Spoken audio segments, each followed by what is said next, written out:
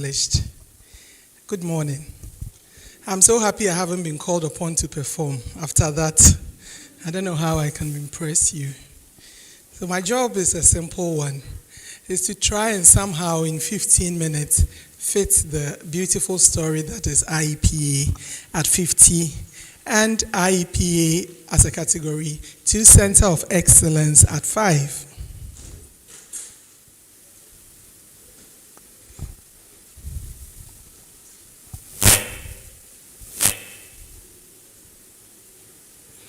And so we start at the very beginning, the establishment of IEPA.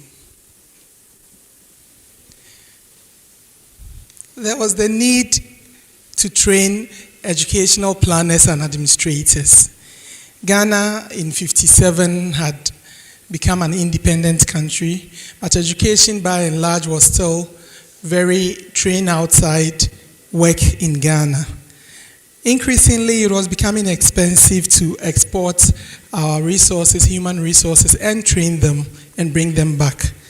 It was clear that there was the need to find an organization, an institution in Ghana, for Ghana to do this job. And so, starting from around 1973, discussions started between the UNDP and UNESCO. Then UNESCO was rolling out UNDP programs in Ghana. And they made a very good proposal to the government of Ghana.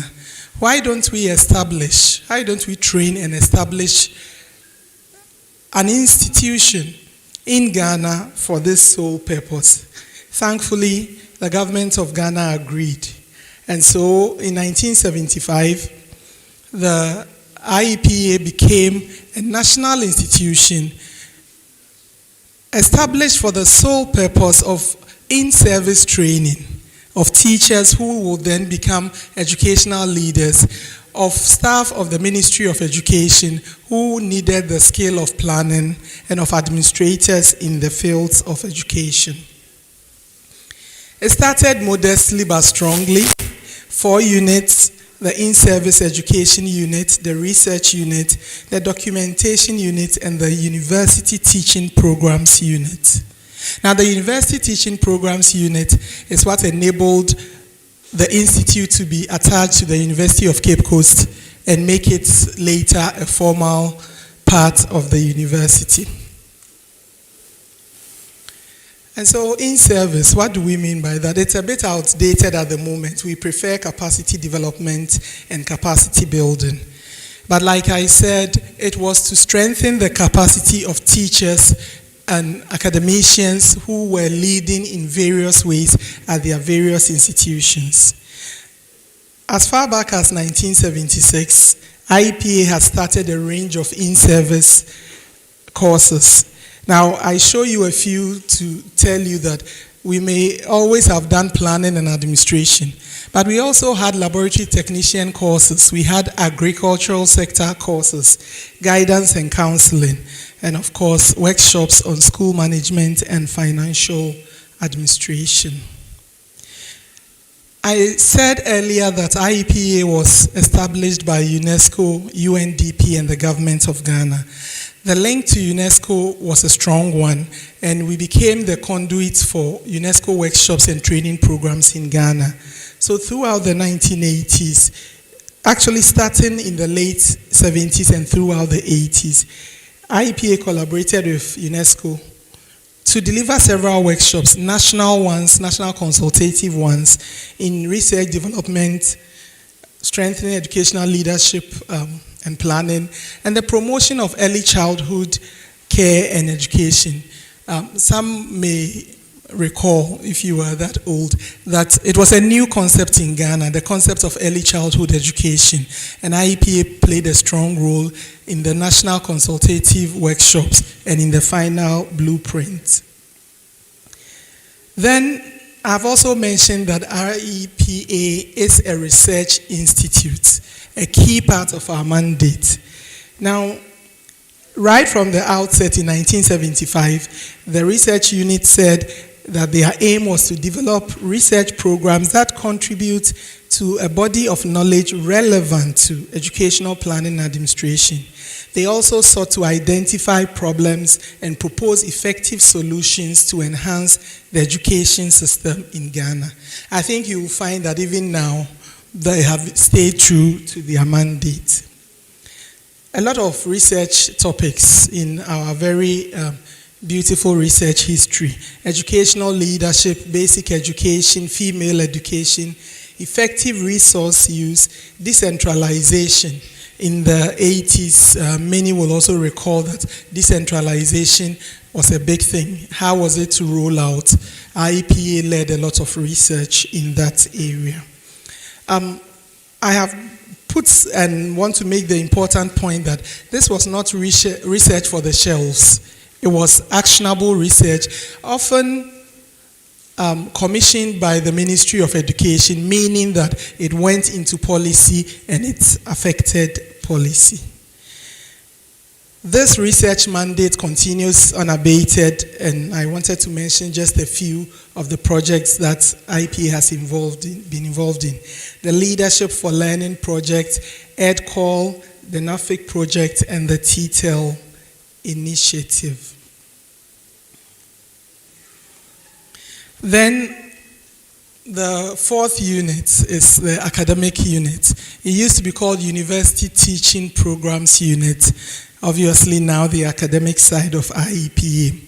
Even before IEPA started its own courses, it had been mandated by the university to teach courses in educational planning and administration as part of the bigger degree and master's courses that UCC offered. But in 1985, the institute launched its own master's degree program, primarily focusing on educational administration. We were just looking at our alumni this year, and we realized that in almost every institution in Ghana, we can count IEPA alumni among the leadership. And it started in 1985 when we started our own postgraduate courses. In 1992, we expanded our offerings to include an MPhil, several MPhil programs, and in 2010, we started PhD programs. The offering keeps widening to the point where we have several PhD programs and master's programs on offer. What also stands us out is that we offer them via various modes. So sandwich courses are available, top-ups, regular courses, using a variety of delivery methods, making us the preferred choice for many educational leaders. I have mentioned the Ministry of Education a few times, and I think the Director General alluded to our close relationship with them. The agencies that I have shown are just but a few of the ones we work with very closely in the delivery of our mandate. The Ministry of Education itself, we anecdotally see us as one of its agencies, and we are often at the table when there are conversations. I can very recently mention the National Education Forum that is ongoing and the quite pivotal role that IEPA is playing in it. Professor George Odro, as you may know, is a former director. Professor Serwaa Bosu, who is a member of the committee as well, is a former director. When the train got to Takoradi and Cape Coast, many IEPA professors were moderators or presenters, and we intend to keep this relationship up. Perhaps for us, one of the highlights of our work with the Ministry of Education was during the United Nations Transforming Education Summit in 2022, where the Ministry of Education saw it fit to appoint the Director General of IEPA, Professor Mike Boakye-Adom, as the convener. What this meant was that IEPA did a host of national consultations and ensured that Ghana would choose what we consider the best track towards our march towards SDG 4.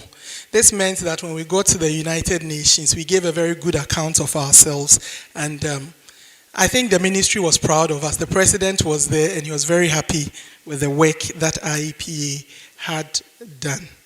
We are also the SDG 4 lead for the Ministry of Education, the technical committee. These are a few photographs from then. Now, we say it's 50 and 5. 5 because I think even in the early 2000s, the directors of IEPA had begun to question why they were not a center of excellence for UNESCO.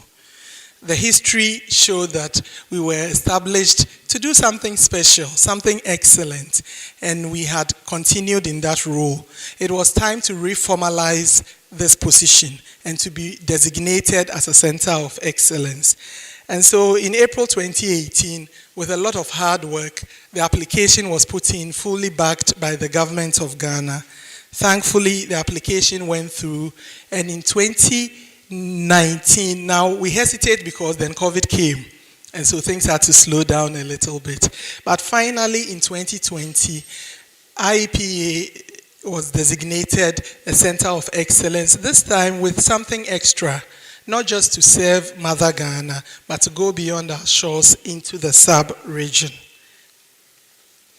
With these thrusts, Thrust 1, we are to undertake collaborative research in educational admin, management, planning across the West African sub-region. You would notice the keywords of collaboration in the sub-region. So our mandate was widened. We were to lead the training and facilitation of CPD across the sub-region as well, promote professional standards in education sector administration, management and planning through advocacy and experiential learning, and through our international organizations. A few were given within the UN system. And then finally, and probably most importantly, we're to provide technical assistance through policy advice to governments and its agencies on matters relating to educational leadership. So our work doesn't step very far away from these thrusts. That is what we seek to do: build and strengthen capacity, support education ministries, undertake cutting-edge research and consultancy, and also to create a platform for and mobilize education experts in the sub-region to interrogate educational issues and provide policy advice. It's difficult to wholesale take research made outside West Africa and apply it. But if we can look in-house and talk among ourselves, we will be able to create that platform, and we know we have the men and women. Partnerships and collaboration have been the bedrock of IEPA's work. The Director General said this morning, and he struck a chord with me, that we are a creation of partnership. IEPA came into being because the government, UNESCO, and UNDP came together. So it was only normal that we will seek out and push collaborations. I have put here some of the many organizations and countries that we have worked with in various capacity. Like I said, some, there is more. As I bring my presentation to a close, I want us to reflect on Professor P.N. Peku's quote from 1993. He said, "The IEPA has a bright future if it can sell itself. New appointments are being made regularly by the Ministry of Education and the GES, and such people should turn to the Institute to update their skills or acquire new ones. The universities require skills in higher education administration. The Institute's different programs should be further extended to attract various clients who may be willing to pay for the services." I think if we had a good professor alive and here today, he would say that we heeded that advice in 1993. Ladies and gentlemen, this is a brief presentation about the history of IEPA. We are 50 now, and we implore you to join the celebrations. I thank you for your attention.